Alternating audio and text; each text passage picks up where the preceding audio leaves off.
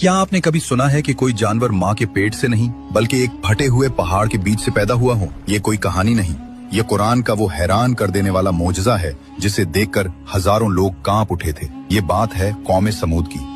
उन लोगों को अपनी ताकत पर इतना घमंड था कि ये बड़े बड़े पहाड़ों को काट कर अपने महल बनाते थे। जब अल्लाह के नबी हजरत सालेह अलैहिस्सलाम ने उन्हें सीधा रास्ता दिखाया तो उन्होंने मजाक उड़ाया और एक नामुमकिन शर्त रख दी।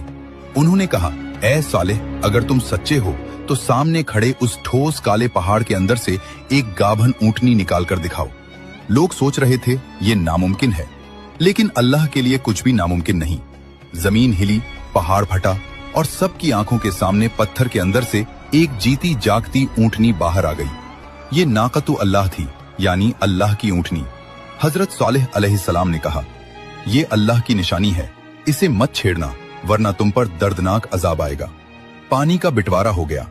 एक दिन पूरा पानी ऊंटनी पीती थी और अगले दिन पूरी बस्ती। बदले में ये ऊंटनी इतना दूध देती थी कि पूरी कौम के बर्तन भर जाते थे। लेकिन उनका लालच और घमंड नहीं गया। शहर के 9 सबसे बुरे लोगों ने रात के अंधेरे में अल्लाह की निशानी पर हमला किया। उन्होंने इस बेजबान ऊंटनी की टांगे काट दी और उसे ज़बह कर दिया। जब ऊंटनी गिरी तो उसका छोटा बच्चा डरकर पहाड़ की चोटी पर चढ़ गया। उसने आसमान की तरफ मुंह करके 3 बार चीख लगाई। हजरत सालेह अलैहिस्सलाम ने यह मंजर देखकर रोते हुए कहा, तुमने अल्लाह की हद तोड़ दी।